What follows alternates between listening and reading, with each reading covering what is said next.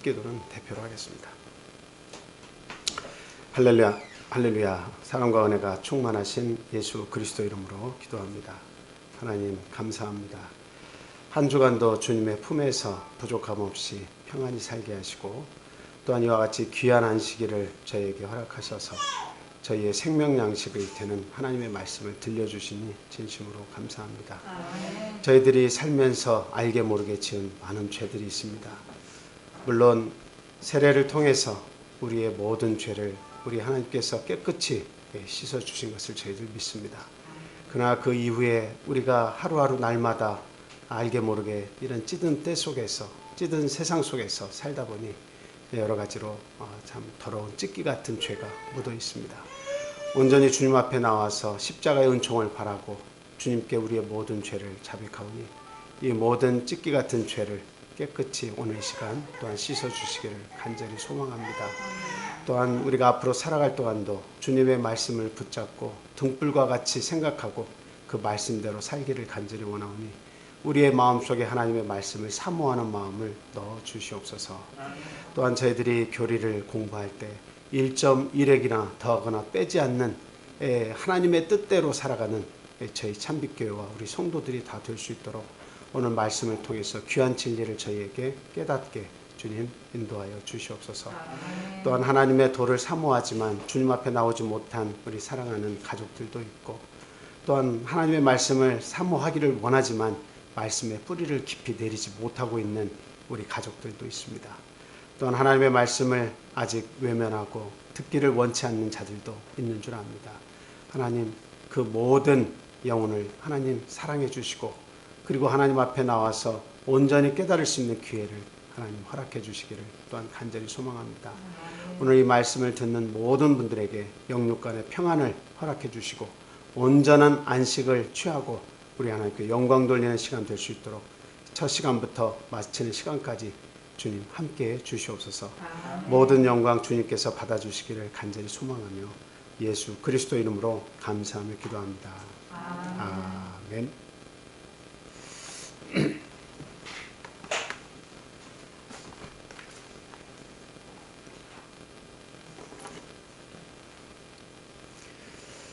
예수 그리스도 이름으로 하나님 말씀 전하도록 하겠습니다.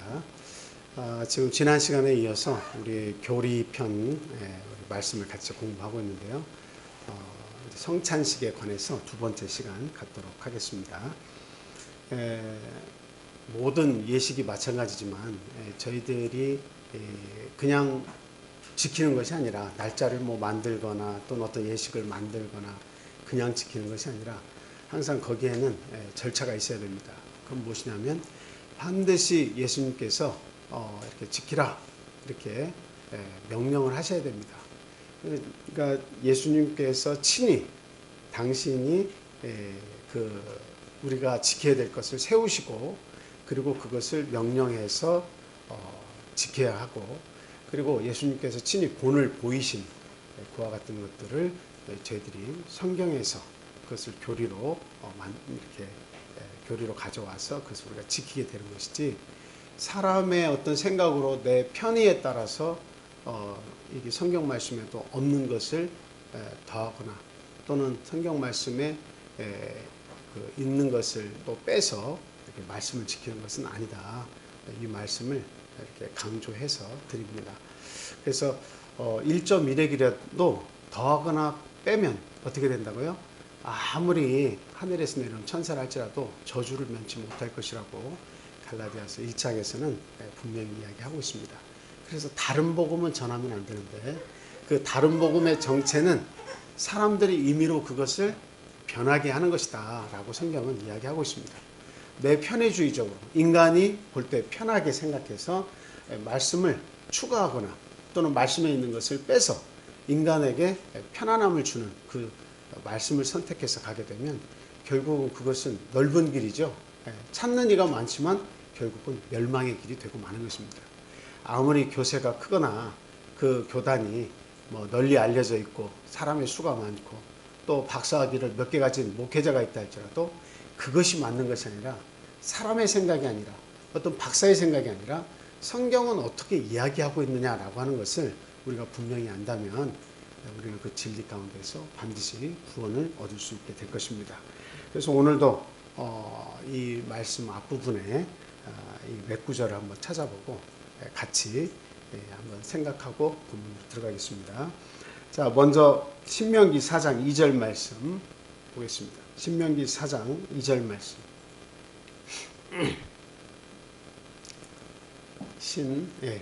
자, 다 같이 읽겠습니다. 시작. 내가 너희에게 명령하는 말을 너희는 가감하지 말고 내가 너희에게 내리는 너희 하나님 여호와의 명령을 지키라. 저기서 제일 중요한 포인트는 가감하지 말라. 내가 너희 명령하는 말을 가감하지 말라라는 뜻이죠. 또 신명기 12장 32절 보겠습니다.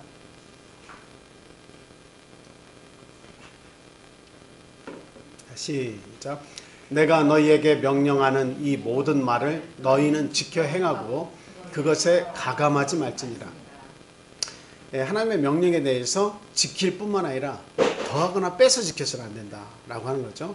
가감하지 말라. 저게 중요한 말씀입니다. 자, 그 다음에 갈라디아서 1장 6절에서 12절 말씀입니다. 갈라디아서 1장 6절에서 12절 말씀. 자, 시작. 그리스도의 은혜로 너희를 부르신 이를 이같이 속히 떠나 다른 복음을 따르는 것을 내가 이상하게 여기노라. 다른 복음은 없나니 다만 어떤 사람들이 너희를 교란하여 그리스도의 복음을 변하게 하려 함이라. 그러나 우리나 혹은 하늘로부터 온 천사라도 우리가 너희에게 전한 복음 외에 다른 복음을 전하면 저주를 받을지어다. 우리가 전에 말하였거니와 내가 지금 다시 말하노니 만일 누구든지 너희가 받은 것 외에 다른 복음을 전하면 저주를 받을지어다. 이제 내가 사람들에게 좋게 하랴 하나님께 좋게 하랴 사람들에게 기쁨을 구하랴. 내가 지금까지 사람들의 기쁨을 구하였다면 그리스도의 종이 아니니라. 형제들아, 내가 너희에게 알게 하노니 내가 전한 복음은 사람의 뜻을 따라 된 것이 아니니라. 이는 내가 사람에게서 받은 것도 아니요 배운 것도 아니요 오직 예수 그리스도의 계시로 말미암은 것이라. 아멘. 자, 저기에 있는 말씀과 같이 복음은 사람의 뜻을 따라서 된 것이 아니다. 하나님의 뜻을 따라 된 것이다 라고 하는 것이죠. 그러니까 아무리 성경 말씀이 아닌 인간의 생각에 좋아 보이는 것도 이 성경 말씀을 가져와서 그것과 연관지어서 지킨다 하는 것은 이것은 대단히 위험천만한 일이고, 그리고 거기에는 그 구원과 관계가 없는 그 길로 가게 되는 그런 일이다 하는 것을 우리가 꼭 생각을 해야 됩니다. 뭐 저희들이 크리스마스, 대표적으로 크리스마스 같은 경우는 성경에 이 날을 지키라고 한 그런 그 하나님의 말씀이 없습니다. 그런데 하나님이 이 땅에 예수 그리스도 오신 것은 너무도 고귀한 일이 아니냐, 우리에게 큰 뜻이 있는 건 아니냐, 너무도 감사하고 축복된 날이 아니냐 해서 사람의 뜻을 따라서 그 날을 만들고 그 날을 경배하는 겁니다. 만약에 그 날이 정말 우리가 정말 그 날을 우리가 특별한 날로 제정을 해서 연중에 지켜야 됐다면 분명히 예수님께서 뭐라 하셨겠습니까? 내가 태어난 날을 뭐하라? 기념하라. 반드시 그 말씀을 하셨을 겁니다. 근데 그런 말씀도 없어요. 뭐 주일을 지키라, 토요일로 일요일로 변경됐다, 뭐 이런 내용 같은 경우는 어디에도 성경에서 그렇게 하라고 하는 말씀이 없습니다. 그러니까 참 간단 명료한데도 불구하고 우리 사람의 어떤 그 생각하는 이 방법이 그냥 사실을 사실 그대로 보려고 하는 것이 아니라 얼마나 많은 사람들이 지지하느냐, 얼마나 많은 사람들이 그것을 해왔느냐, 이런 것에 마음을 많이 빼앗깁니다. 얼마나 거기에 교세가 크냐, 이런 것들에 마음을 많이 빼앗기죠. 그리고 그 사람이 가지고 있는 어떤 철학 박사, 뭐 종교학 박사, 기타 목회학 박사, 이런 것들을 통해서 내가 이 말씀을 신뢰해야 되냐 말아야 되냐, 이런 것들을 우리가 저울질하게 된다 하는 겁니다. 그런데 그것은 넓은 길로 가는 길이에요. 오로지 성경 말씀에서 간단 명료하게 없으면 안 지키고 예수님께서 명령하신 것은 지키면 되는 것이죠.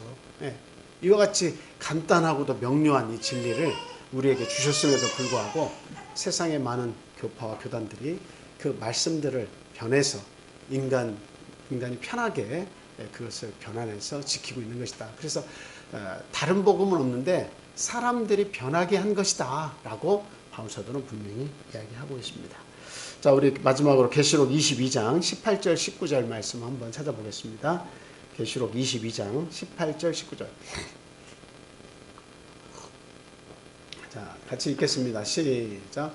내가 이 두루마리의 예언의 말씀을 듣는 모든 사람에게 증언하노니 만일 누구든지 이것들 외에 더하면 하나님이 이 두루마리에 기록된 재앙들을 그에게 더하실 것이요 만일 누구든지 이 두루마리의 예언의 말씀에서 제하여 버리면 하나님이 이 두루마리에 기록된 생명나무와 및 거룩한 상의 참여함을 제하여 버리시리라. 아멘. 그러니까 저 말씀과 같이 말씀에서 더하거나 빼면 여기 생명나무와 거룩한 상에 참여하는 것을 제하여 버리겠다. 굉장히 두려운 말씀이죠. 그래서 우리는 정말 쉽게 한번 생각해 보세요. 성경 말씀에서 예수님께서 친히 설립하시고 예수님께서 사도들에게 지키라고 명하시고 그리고 예수님께서 친히 어떻게 해요? 본을 보여주신 것. 이거 지키면 되는 겁니다. 그게 우리의 교리입니다. 그게 우리가 나아갈 길이에요. 그래서 저희들이 앞에 공부한 안식일이며 침례, 세례며 그리고 또 성찬 그리고 이제 앞으로 공부하겠습니다. 또 세족, 또 성령 받는 것 이것을 잘 성경 말씀과 대조해서 우리가 지금 이렇게 말씀대로 하는 것이 맞나 안 맞나를 반드시 살피시고 어떻게 해야 돼요?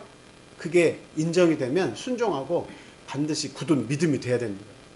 이게 붕 떠 있으면 언제라도 우리 교회는 교세도 약하고 인원도 한 40에서 50명밖에 안 모이고 우리가 말하는 것이 어떻게 이게 성경적일 수 있냐 이런 판단이 자꾸 왔다 갔다 하고 내가 정말 존경하는 어떤 분은 어느 교회를 나가고 있는데 그 큰 교회에서 다니는 그 말씀을 들어보면 행위도 참 바르고 우리가 따를 만하고 뭐 이런 것 저런 거 다 생각해서 내가 어떤 것을 믿어야 옳은지 이렇게 생각한다면 그건 앞으로 또 신앙생활이 별 볼 일 없다는 거예요. 똑같아요. 정함이 없어요. 마음이 정함이 없어요. 두 마음을 품어서 내가 믿는 것이 이게 바를 것이라고 이게 믿고 싶지만 주변에 있는 것들을 자꾸 말씀들과 그분들이 하는 행동들과 그 힘들을 보면 이게 중간에서 저울돼서 정말 우리 교회가 옳은 것일까? 저 교회는 틀린 것일까? 우리만 구원받는 것인가? 이런 상태에서 정함이 없이 계속 신앙생활 한다면 얼마나 거기에는 하나님에 대한 그 신뢰가 없는 겁니까? 말씀에 대한 신뢰가 없는 거죠. 만약에 우리가 잘못됐다면 버리고 떠나야 되는 것이고 그들이 맞다면 만약에 우리가 성경대로 전하는 좁은 길을 가고 있다면 이 말씀의 뿌리를 완전히 내려서 내 것으로 만들어야 된다 이거죠. 그래야 흔들리지 않는 그런 하나님의 백성으로 살아갈 수가 있는 것입니다. 자, 이제 본문으로 돌아가서 우리 성찬에 대한 말씀을 마저 드리도록 하겠습니다.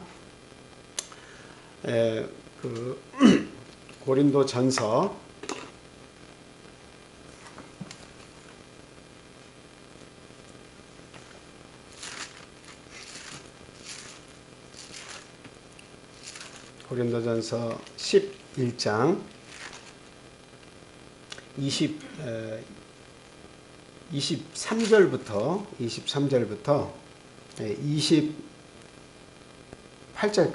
28절까지 한번 보겠습니다. 우리 한번 같이 읽어보겠습니다. 시작. 내가 너희에게 전한 것은 주께 받은 것이니 곧 주 예수께서 잡히시던 밤에 떡을 가지사 축사하시고 떼어 이르시되 이것은 너희를 위하는 내 몸이니 이것을 행하여 나를 기념하라 하시고 식후에 또한 그와 같이 잔을 가지시고 이르시되 이 잔은 내 피로 세운 새 언약이니 이것을 행하여 마실 때마다 나를 기념하라 하셨으니 너희가 이 떡을 먹으며 이 잔을 마실 때마다 너의 죽으심을 그가 오실 때까지 전하는 것이니라. 그러므로 누구든지 주의 떡이나 잔을 합당하지 않게 먹고 마시는 자는 주의 몸과 피에 대하여 죄를 짓는 것이니라. 사람이 자기를 살피고 그 후에야 이 떡을 먹고 이 잔을 마실지니. 지금 저희들이 이 말씀을 읽었습니다만 여기에 말씀과 같이 기념하라 이렇게 얘기하고 있죠. 이것은 바울 사도가 이야기한 말씀이에요. 근데 그 말씀을 하나님께로 받아서 지금 이렇게 사도로서 우리에게 전달을 해주고 있는 것이죠. 그 예수님께서 친히 나의 죽음을 기념하라고 말씀하셨다 이 말입니다. 그래서 저희는 이 교리를 전함에 있어서 성경에서 말씀하신 그대로 예수님의 말씀대로 행하고 있다라는 자부심을 가지고 있습니다.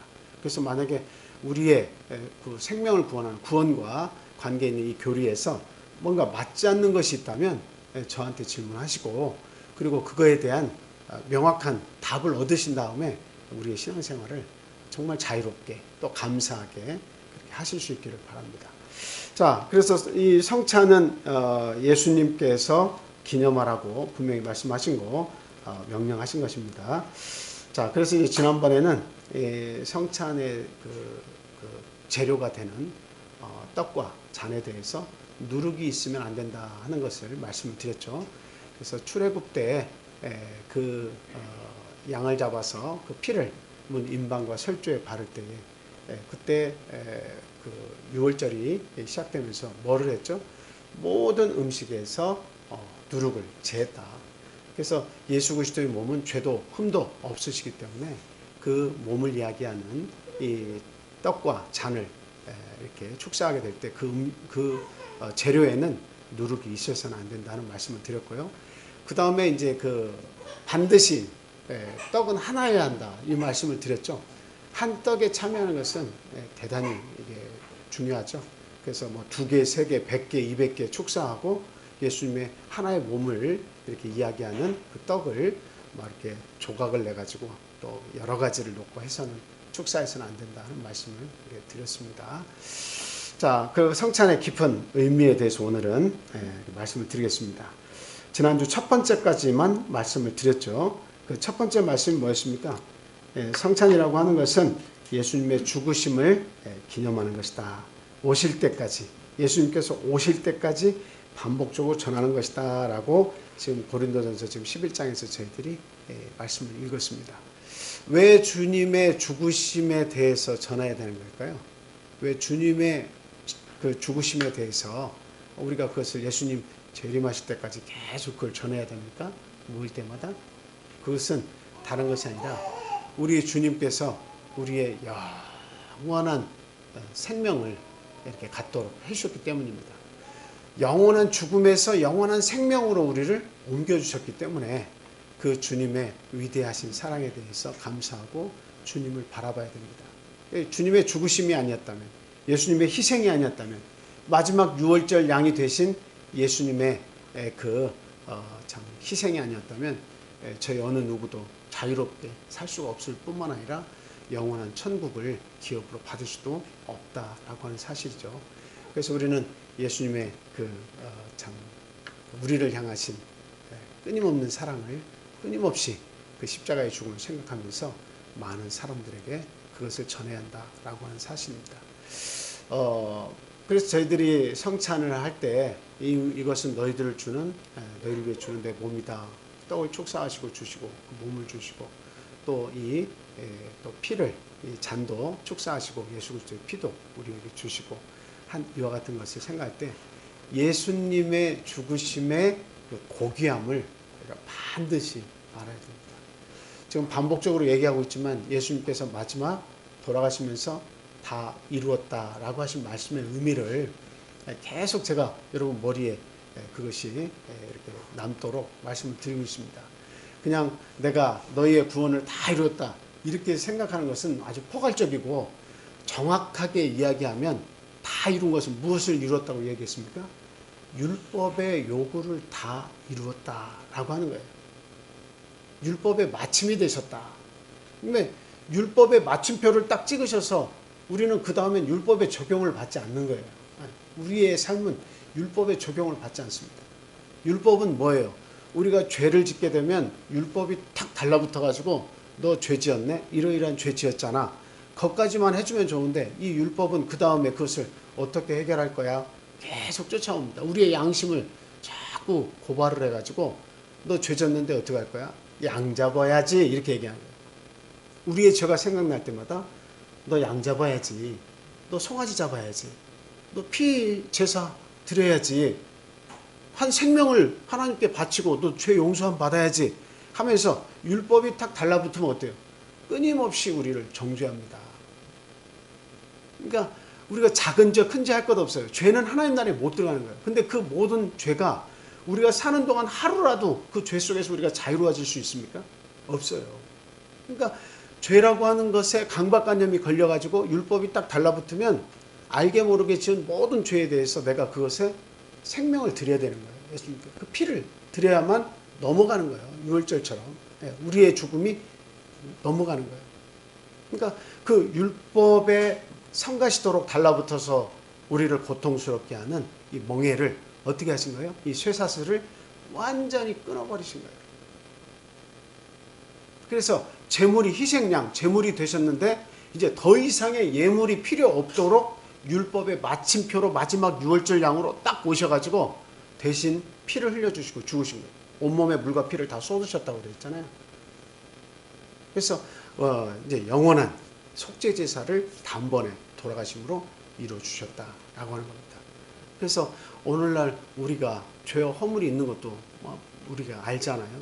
한 주를 살면서 우리가 교회에서 우리의 죄가 씻겨졌다 할지라도 또 한 주를 살면서 찢기가 또 붙잖아요. 이와 같은 죄악들에 대해서는 이미 너희가 그리스도 예수 안에 머물고 있으면, 그리스도 안에 있으면 뭐가 없다고요? 결코 정죄함이 없느니라.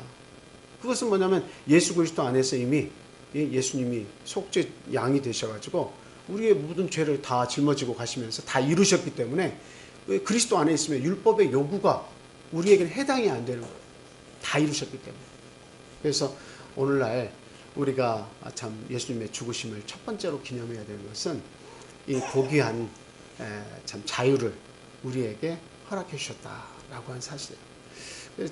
지난번에도 그 예화로 말씀을 드렸지만 사람이 죽을 죄를 지어서 죽음을 기다리고 있는데 이 사람이 그 사형을 집행하기 전에 죽어버리면 검사는 그에게 죄를 지목해가지고 다시 그 교수형에 처하는 그날에 데리고 가서 죽일 수가 있어요, 없어요? 없어요. 이미 사형받을 사람이 사형을 기다리고 있지만 먼저 죽으면 이거는 아예 그 죄가 성립이 안 되는 거예요. 이제 끝나버린 거예요. 그 사건은 종료가 돼버리는 거예요. 그래서 더 이상 죄를 물을 수가 없는 것입니다. 그래서 오늘날 세상에 태어나서 우리의 많은 죄들, 예수님을 알지 못하고 지금 많은 죄가 있지만 어떻게 보면 그리스도 안에서 그 심판 때까지 어때요? 사형을 기다리는 우리의 모습이었죠. 근데 예수 그리스도께서 십자가에서 대신 죽어주신 사실을 믿고 그 침례를 받고 예수님의 아들, 딸이 됐습니다. 그런 우리의 상황이 변했죠. 하나님의 아들, 딸로, 죽을 죄인에서 하나님의 아들, 딸로 딱 변했다는 것은 십자가에서 예수님께서 죽어주심을 믿는 가운데 우리도 같이 죽은 거예요. 그 죽으심의 은총이 우리 안에 있어서 더 이상은 세상의 법으로 뭐 이렇게 사형을 집행하다가 정지하는 것처럼 그 예수님의 법 안에서도 더 이상 우리는 죄의 정죄함을 받지 않는 거예요. 자유로운 몸이 된 거예요.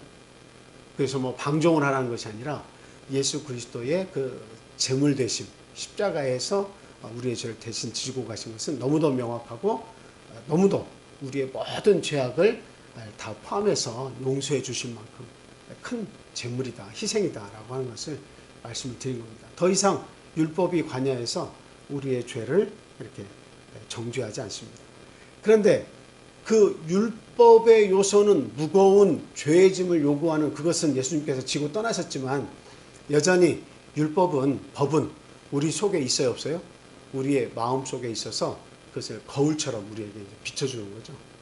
거울처럼 비춰줘요. 이거는 뭐라고요? 은혜의 법입니다.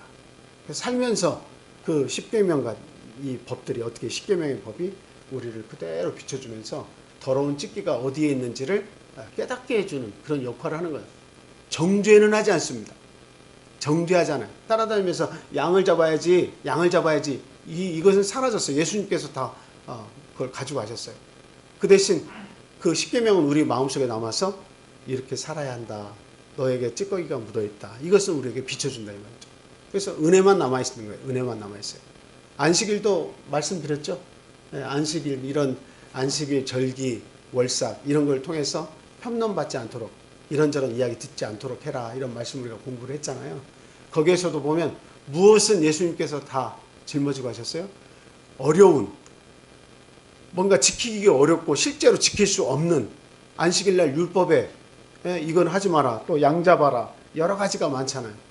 그것은 예수님께서 다 가져가신 거예요. 그럼 우리는 뭐만 남아요? 안식일, 은혜의 안식일만 남는 거예요. 정말 감사함으로 하나님과 만나고 하나님께 기도하고 하나님의 은혜를 받을 수 있는 그 은혜의 안식일만 남는 거예요. 그래서 예수님께서 지키신 안식일이 바로 그와 같은 안식이다. 그 안식일은 뭐예요? 배고파서 그 밀밭사이에서 밀을 까부숴서 먹는 그것도 안식일에 할 수 있었습니다. 그리고 양이 구덩이에 빠지거나 뭔가 사람이 다치거나 어떤 사람이 병들었거나 하면 고칠 수도 있었습니다. 그 안식일.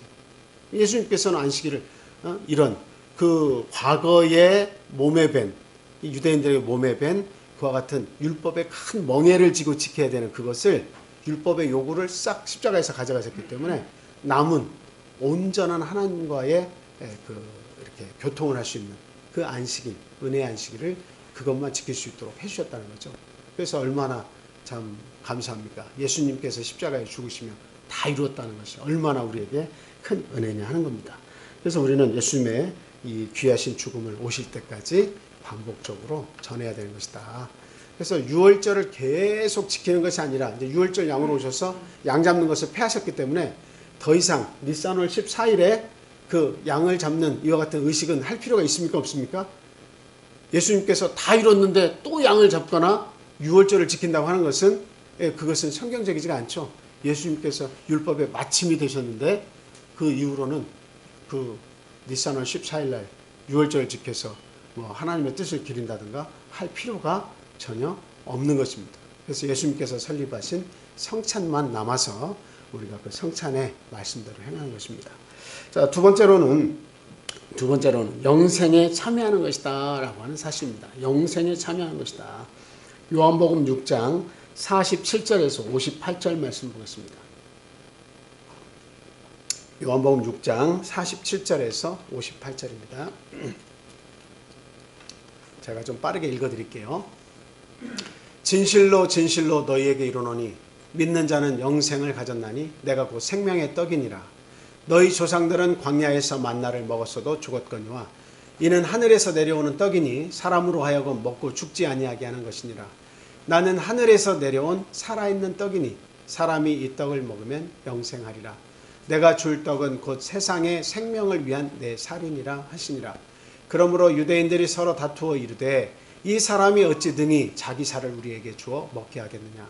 예수께서 이르시되 내가 진실로 진실로 너희에게 이르노니 인자의 살을 먹지 아니하고 인자의 피를 마시지 아니하면 너희 속에 생명이 없느니라. 내 살을 먹고 내 피를 마시는 자는 영생을 가졌고 마지막 날에 내가 그를 다시 살리리니 내 살은 참된 양식이요 내 피는 참된 음료로다. 내 살을 먹고 내 피를 마시는 자는 내 안에 거하고 나도 그의 안에 거하나니 살아계신 아버지께서 나를 보내심에 내가 아버지로 말미암아 사는 것 같이 나를 먹는 그 사람도 나로 말미암아 살리라. 이것은 하늘에서 내려온 떡이니 조상들이 먹고도 죽은 그것과 같지 아니하여 이 떡을 먹는 자는 영원히 살리라. 예수님의 이 몸과 피는 참된 생명 양식이고 참된 음료입니다. 그래서 이걸 먹고 마시는 자는 영생을 하겠다 이렇게 이야기를 하고 계십니다. 저희들이 참 항상 생각할 때 한 150세만 살아도 좋겠다. 어떤 분은 이제 뭐 120세만 살아도 좋겠다. 이런 이야기 많이 하시죠. 그리고 이렇게 참 병원에 가보면 불치의 병을 앓고 있어서 20대, 뭐 10대, 뭐 이런 그보다 더 아닌 소아 병동에는 아기들도 많고. 그 다 보면 지금 살아온 것보다 앞으로 나머지에서 뭐 2년, 5년, 10년만 살아도 좋겠다. 어떤 분들은 시한부 3개월, 6개월 남았다고 했을 때 1년만 더 살았으면 좋겠다. 굉장히 참 귀한 1년을 보내고 싶어하는 그런 갈망들이 있습니다. 근데 언제 우리 인간은 정말 자유롭고 행복할까요? 라고 질문한다면 여러분 언제가 가장 걱정도 근심도 없고 자유롭고 행복할까요? 생각해 보세요. 언제가 그럴 것 같아요? 사람이 영원성을 회복하면 자유로워지고 행복해집니다. 그냥 가슴이 뻥 뚫리는 거예요. 네. 지금 우리가 왜 이렇게 사는 것이 자유롭지가 못하고 사는 것이 뭔가 어디에 매여 있고 자유함도 없고 왜 이렇게 두렵고 때로는 두렵고 왜 그렇습니까? 예, 비행기를 타도 죽을까 염려되고 배를 타도 죽을까 염려되고 차를 타고 가면서도 교통사고에서 수없이 많은 사람들이 죽어가는데 그 중에 내가 하나일까 봐 두렵고 그러니까 이 죽음의 공포는 그림자와 같이 우리의 삶을 계속 따라다니면서 우리를 괴롭힙니다. 근데 만약에 우리가 영원히 죽지 않고 영원히 살 수 있다면 우리의 마음은 진정한 자유를 누리게 되는 거예요. 그런데 우리가 뭐 천년 만년 이렇게 딱 정해진 삶을 산다고 하는 것은 시간이 지나면 언젠간 다 그때가 오는 거예요. 그러면 만년이 지났다 할지라도 만년이 지난 시점에 딱 섰으면 내가 살아온 세월의 그 만년은 짧아요, 길어요? 다 살고 마지막 죽음에 이르는 그 시점에서는 만년을 살아서 내가 오래 살았다라고 말할 사람은 아무도 없습니다. 만년도 눈 깜짝할 사이에 다 지나온 것처럼 여겨지는 거예요. 우리가 생각할 때 100살 산 사람이나 200살 산 사람이나 다 똑같이 인생은 허무한 것이고 인생은 신속기간이 날아가는 정도로 빨리 갔다라고 하는 거예요. 헛되고 헛되니 모든 것이 헛되도다. 내 인생은 신속기간인데 날아가는 거다. 화살 시위를 딱 잡아당겨가지고 탁 놓으면 어때요? 아주 멀리 있는 그 관역에 달려갈지라도 그냥 얼마 안 있으면 탁 소리가 나가지고 그 관역에 딱 꽂히잖아요.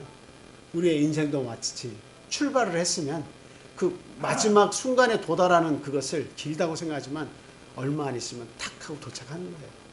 근데 저와 여러분들은 이미 많은 세월을 살아왔습니다.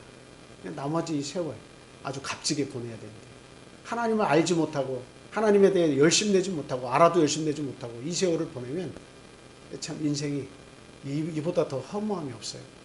근데 죽으면 이제 모든 것이 끝인데 결판이 나는데 나에게 남은 이 세월 동안에 하나님을 제대로 알지 못하고 그냥 내 멋대로 살다 가겠다라고 한다면 그 인생은 참 너무나 안타까운 인생이죠.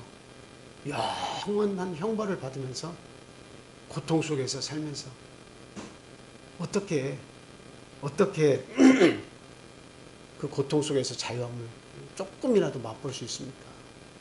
혀에 물 한 방울 묻힐 수 없는 그곳에 떨어져서 영원토록 내가 이 세상 사는 동안에 하나님을 선택하지 않고 하나님에 대해서 열심히 내지 않은 것에 대해서 후회하면서 살게 되는 것입니다. 가슴을 치면서 통곡하겠죠.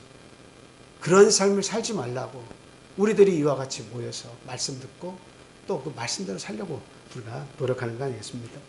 아닙니까? 자, 그래서 그 인간의 진정한 행복은 영생을 할 때 찾아오는 것이다 하는 것을 분명히 믿고 영생에 참여할 수 있는 그 예수님의 죽으심을 기념하는 이 성찬을 우리가 반복적으로 이렇게 참여하면서 참 영원한 생명에 들어가겠다는 그 소망을 키워나가야겠다 하는 말씀을 드립니다. 자, 그 다음에 주님과 한 몸이 된다고 하는 그런 의미가 있습니다. 고린도전서 10장 16절에서 17절 말씀 고린도전서 10장 16절 17절 말씀 보겠습니다. 자, 다 같이 읽겠습니다. 시작.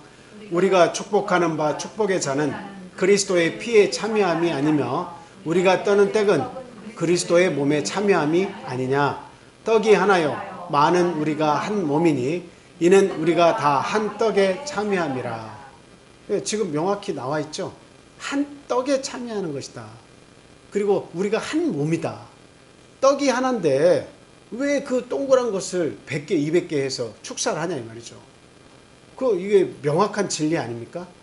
명확한 진리예요. 그래서 우리가 성찬을 행할 때에 한 떡을 만들어서 그걸 떼는 데는 의미가 있어요. 이것은 예수 그리스도의 축사하고는 영적인 몸이 되는 거죠. 그 몸을 나눠서 가지는 의미가 있습니다. 그래서 그것을 떼어서 예수님의 몸을 하나씩 다 가지고 있으면 다 같이 먹으면 어떻게 되는 거예요? 예수님의 한 떡에, 한 몸에 참여를 하게 돼서 모두가 그리스도와 한 몸을 이루는 것이다 라고 하는 거예요. 그래서 이것을 같이 나눈 온 성도가 그리스도를 통해서 하나가 되는 거예요. 하나. 예. 그런데 왜 50개, 100개 그 인원수대로 놓고 축사를 합니까? 한 떡에 참여해야지. 하나님의 우리 예수 그리스도의 몸이 100개, 200개 되는 것도 아닌데. 예. 근데 이와 같이 참 명확한 진리의 말씀이 있는데 우리는 말씀을 찾아서 그대로 하려고 하는 거예요. 근데 이것이 드러나지 않으면 어때요? 사람의 생각으로 거기에 가감을 하는 거예요. 그냥 하나씩 입에 넣어주게 딱딱 이렇게 만들어져 나온 걸 입에 하나씩 넣어주기 얼마나 편안합니까? 그 나눠주기 얼마나 편안해요? 근데 그 여러 떡이에요. 그건 뭐냐면 다 분리가 되어 있잖아요. 분리가 되어 있잖아요. 분리가 되어 있는 것을 축사해서 예수님의 몸이라고 분리가 된 것을 하나씩 모는다는 것은 각각에 참여하는 거잖아요. 한 떡 한 떡에. 하나하나에 다 참여하는 게 분리가 되는 거예요. 근데 우리는 하나인 것을 예수님의 한 몸을 뜯어서 그 한 몸에 참여하는 거예요. 한 떡에 참여하는 거예요. 이것은 대단한 진리입니다. 가려져 있는 거예요. 그냥 쉽게 보고 지나갈 수 있는 것이 아니에요. 가려져 있는 거예요. 근데 왜 이것은 왜 밝게 드러나지 않나 모르겠어요. 그러나 시간이 지나면 분명히 이 말씀도 세상의 많은 현대 교회인들에게도 저기 전파될 것이다. 그래서 성찬을 그냥 의미 없이 하는 것이 아니라 반드시 어때요? 예, 저 같은 말씀에 따라서 하게 될 때가 올 것이다. 하나님께서 그들을 불쌍히 여기시면 반드시 현대 교회도 그 진리 가운데 와서 성찬을 행할 때 한 떡에 참여하는 그와 같은 것들이 반드시 나타날 것이다. 저는 그렇게 믿습니다. 또 그래야 되고요. 많은 진리 가운데서 구원 얻는 사람들이 나타나야 되잖아요. 자, 이렇게 한 떡에 참여한다 하는 것, 한 몸에 참여한다 하는 것을 우리가 생각하고 이 떡에 참여해야 합니다. 저희들이 그 한 떡에 참여한다라고 하는 그 의미를 여러분들에게 뭐 이렇게 효과적으로 제가 이렇게 전달하기는 참 어렵습니다만, 예수님의 그 몸이 하나고 예수님의 그 죽어주심에 동참하는 의미가 있잖아요. 그러니까 저희가 그 어렸을 때 보니까 그 살던 아파트에 가보니까 너무너무 작은 아파트예요. 뭐 12평, 13평짜리 아파트인데, 그 문을 열고 이렇게 보니까 진짜 어떻게 그런 데서 우리 7 식구가 살았나 그런 생각이 들 정도로 작습니다. 근데 옛날에는 그 가운데 큰 이불 두꺼운 거 하나 깔아놓으면 그냥 발을 다 그 밑에다 넣고 모아 앉아가지고 덜덜덜 떨면서도 추위를 타면서도 어때요? 고구마도 같이 먹고, 물김치 그 동치미에 같이 막 이렇게 떠먹으면서 그렇게 즐거워하고 기뻐했던 그런 일들이 이렇게 생각이 나더라고요. 왜 그때가 그렇게 그립고 행복했다고 생각이 들까요? 그때는 다 하나였어요. 하나. 한 이불 속에서 모두가 하나에 다 모여서 같이 있으면서 함께 즐거워하고 함께 행복했던 것. 그는 모두가 마음이 같아서 하나였기 때문입니다. 하나였기 때문에 그때가 너무 좋고 행복한 거예요. 무엇을 먹어도 다 감사하고 너무너무 좋았던 겁니다. 근데 지금은 어때요? 지금은 각각의 이제 그 다 성숙해서 각각의 자녀들이 있어서 이제 각각 나뉘어서 살아요. 그래서 아무리 예전에 가족이었다 할지라도, 아무리 하나이고 행복했다 할지라도 지금은 흩어져서 각 가정을 이루고 살다 보니까 그 형제 자매들을 생각할 때 하나가 안 돼요. 하나가 되기가 너무 힘들어요. 누구는 하나가 되지만 누구는 하나가 안 돼. 이거 왜 그래요? 각각의 삶을 살기 때문에 그렇습니다. 그러니까 정말 우리가 그리스도 안에서 하나가 된다고 하는 것은 우리에게 굉장한 기쁨과 힘을 제공을 해줍니다. 이 성찬에 참여할 때 그 하나님의 몸인 떡을 받고 하나님의 피인 잔을 받을 때 내가 이것을 먹고 마심을 통해서 그리스도를 통해서 우리가 강력하게 하나가 된다라고 하는 사실을 인식하고 우리가 그 예식에 참여하면 우리는 육적으로나 영적으로나 굉장히 친밀한 관계를 우리 성도들이 가질 수 있게 된다라고 하는 거예요. 근데 그 의미를 모르고 참석을 하면 그 어떤 하나가 되는 것을 알지 못합니다. 그래서 우리 교인들이 하나가 됐을 때에 얼마나 참 이렇게 충만한 기쁨과 하나님의 은혜가 함께 하겠는가, 이것을 분명히 우리는 생각을 해야 된다라고 하는 말씀을 드립니다. 자, 네, 그 다음에는 이제 그 부활에 대한 그 의미가 있습니다. 그 한 구절 찾아볼게요. 고린도전서 15장 3절 4절 말씀입니다. 고린도전서 15장 3절 4절 말씀.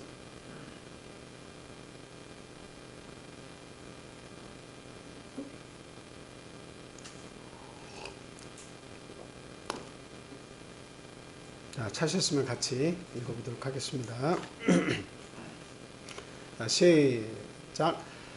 내가 받은 것을 먼저 너희에게 전하였노니 이는 성경대로 그리스도께서 우리 죄를 위하여 죽으시고 장사 지낸 바 되셨다가 성경대로 사흘 만에 다시 살아나사.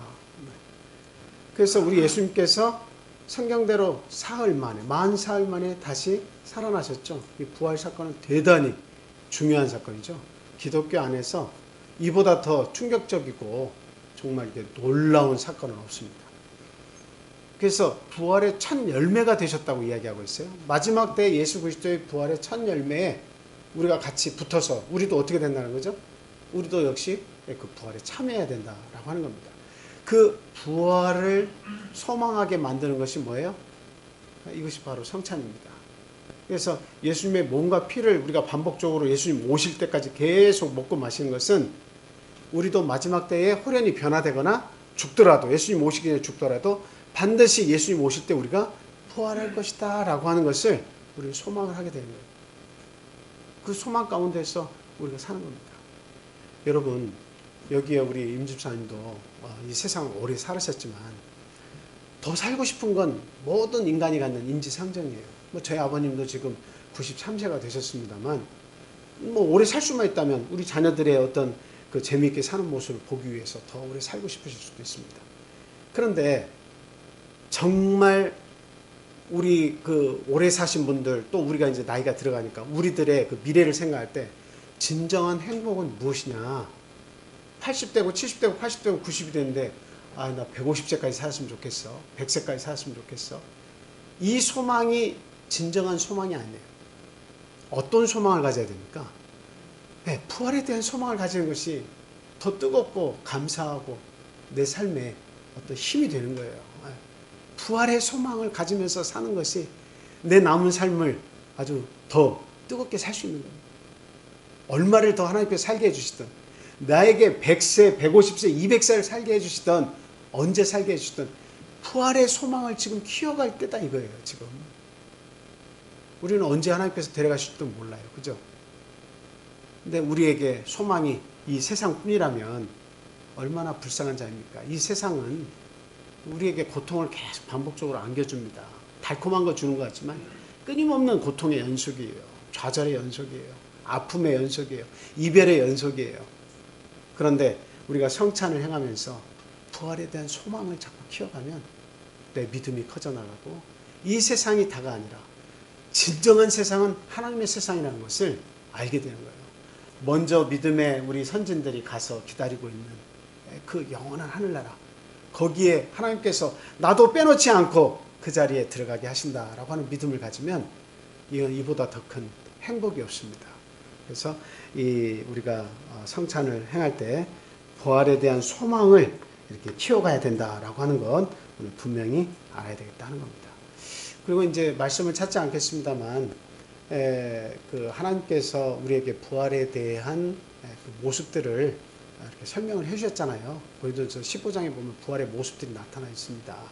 근데 가장 쉽게 설명한다면 그 꽃의 열매, 또 과일의 열매, 그 과일의 열매. 인기 검색 결과를 알려드리겠습니다.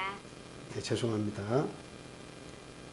그 과일의 씨앗과 열매, 나무의 씨앗과 열매, 꽃의 씨앗과 꽃의 실체, 이런 것들을 통해서 어때요? 그 알 수가 있는 겁니다. 부활의 모습을 알 수가 있는 거예요. 여러분, 제가 항상 반복적으로 말씀드리지만 수박씨 그 형체를 이렇게 보면서 이것을 보고 막 행복해하고 거기에 막 영광이 있고 이런 거 없잖아요. 씨앗을 보면 그 씨앗 자체는 볼품이 없습니다. 근데 이것을 심어서 그 씨앗이 죽어가지고 거기에서 대가 올라와서 줄기가 올라와서 나중에 거기에 열매가 맺히면 그 대가 이렇게 나와서 무거운 큰 수박이 딱 달라붙으면 어떻습니까? 거기에 영광이 있는 거예요. 거기에 영광이 있는 거예요.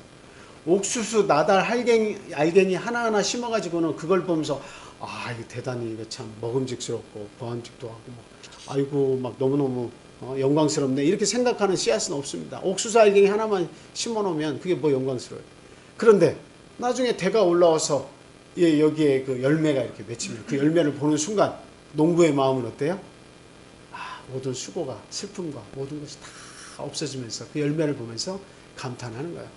아, 어떻게 그 나달 알갱이 하나 심었는데 하나님은 거기에 수백 개 되는 이 알갱이가 달리게 하셨는가. 만약에 영광으로 치더라도 나달 알갱이 하나의 영광이었다면 그 옥수수 하나 심어가지고 받는 영광은 얼마나 큽니까? 이거는 100개, 200개가 문제가 아니에요. 막 4개, 5개 열리면 큰 데에서 무궁한 영광이 거기에 막 달라붙는 거잖아요. 얼마나 이게 놀랍습니까? 사과씨 하나 심었지만 그게 뭐 검은 씨앗이 뭐 대단합니까? 근데 그거 심으니까 나중에는 나가지고 사과가 100개, 200개 열리는 큰 나무가 되는 거예요. 그 씨 또 심어보세요. 그냥 사과나무 바심하게 여기저기 생겨가지고 그 영광, 하나의 씨앗에서 부활해서 우리가 그것을 볼 수 있는 영광이라고 하는 것은 좋게 비교할 수가 없다라고 하는 사실입니다. 그래서 우리가 이 땅에서 이 몸으로 누리는 것, 부활해서 누리는 것은 이 세상과 좋게 비교할 수가 없는 겁니다. 그 영광이라고 하는 것은. 그래서 우리의 이 몸이 가지는 무대는 어디일 뿐이에요? 이 지구일 뿐이에요. 근데 지구도 다 누려요, 못 누려요? 이 작은 땅 안에서 그랜드 캐년 한번 갔다 오면 그거 뭐 특별히 뭐 누가 만든 것도 아니고 하나님께서 억수 같은 비를 내리셔가지고 한번 훑어 내려가게 하신 걸 가지고도 사람은 보면서 와, 예술적이다, 놀랍다, 아주 막 감탄을 자아내죠. 이 지구 하나에서 벌어지는 거예요. 그런데 영생을 하게 되면 우리가 새로운 모습을 입어서 시간과 공간의 제약을 받지 않는 예수 그리스도의 부활하신 몸처럼 우리가 변화되면 우리의 무대는 어디로 확대되는 거예요? 하나님께서 가보지도 못하고 볼 수도 없었던 온 우주의 모든 별의 세계로 확대가 되는 거예요. 이 땅에서의 삶은 너무도 별 보잘것 없었지만 그 죽음을 통해서 영원한 하늘나라에 가서 하나님이 만들어 놓으신 그 무한한 우주 속이 우리의 삶의 무대가 되면 이것은 뭐 비교할 수가 없는 겁니다. 그 영광이라고 하는 것은 좋게 비교할 수가 없는 겁니다. 그래서 우리가 이 땅에서 사는 것에 대해서 소망을 두고 살아가면서 그 얼마 있지 않으면 다 떠날 영광들을 얻기 위해서 몸부림치면서 살아가는 것들은 참 어떻게 보면 어리석은 그런 삶입니다. 물론 우리가 먹고 살기 위해서 우리가 선택해서 가는 길은 어쩔 수 없이 가야 되지만 그러나 우리가 소망해야 되는 것은 이 세상이 아니라 어디예요? 영원한 세상입니다. 부활해서 받는 세상이에요. 그래서 우리는 우리의 자녀들에게 부활을 가르쳐야 됩니다. 웹에서 찾은 결과는 다음과 같습니다. 네, 죄송합니다. 이 구글이 폰 안에 돼서 음성이 나면 자동으로 되네요.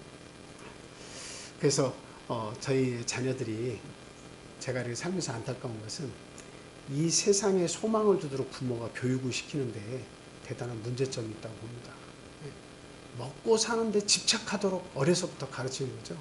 하나님을 가르쳐서 하나님의 사람이 되도록 가르치고 부활하는데 목표를 두고 가르치는 것이 아니라 그 얼마 안 되면 다 놀 수밖에 없는 그것에 목숨을 걸도록 거기에 집착하도록 교육을 시키는 거예요. 그 영혼 잃어버리면 어떡할 거예요? 얼마나 그 두려운 일인데. 그래서 우리는 정말 교회에 가까운 곳에 또 교회가 있는 곳에 우리의 삶의 터전을 만들어서 정말 이거 부활의 소망을 가지고 살아가야 돼요. 내가 낳은 자식들 하나님께서 맡기신 그 생명들 아닙니까? 그 후손들, 하나님께서 주신 후손들, 하나님의 세상을 감지하면서 살아갈 수 있도록 우리가 그들을 축복하고 가르쳐야 되는 거예요. 말씀 속에서 살도록 가르쳐야 돼요.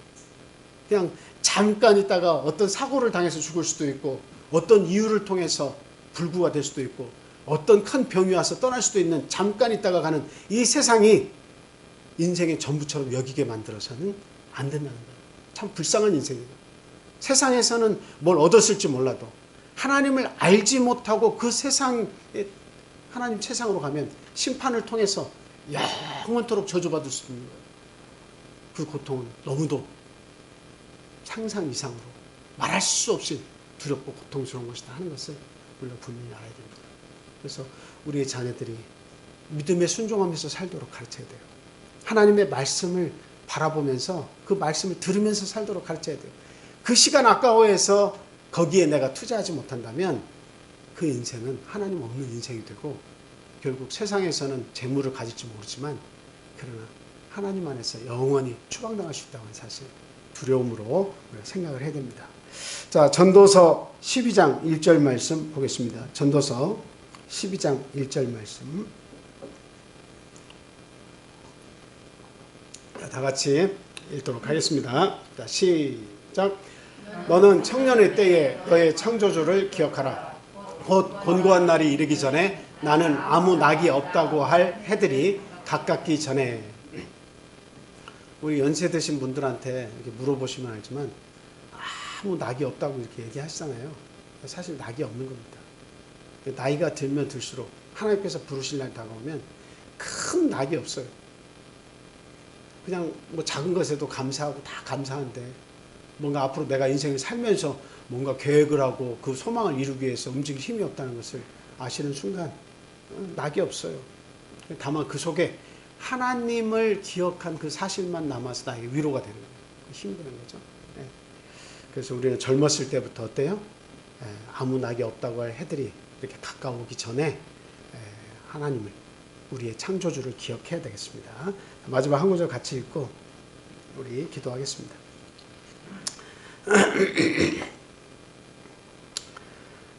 고린도전서 15장, 고린도전서 15장